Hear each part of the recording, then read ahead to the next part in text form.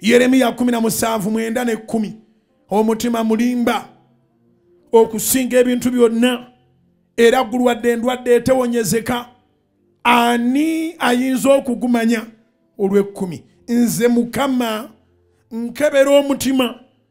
nkeme emmeeme okuwa buli muntu ng'amakubo ge bwe gali ng'ebibala bwe biri eby'ebikolwa bye oyo ye Katonda kyova olaba nze njogera kubanga okukkiriza kuva mu kuwulira naye ekituufu kiri nti buli eyeenaanika ebigoye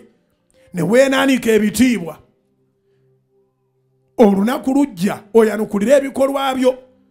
nze bugingo sirina mukulu wange mu bulokole buno nga si Yesu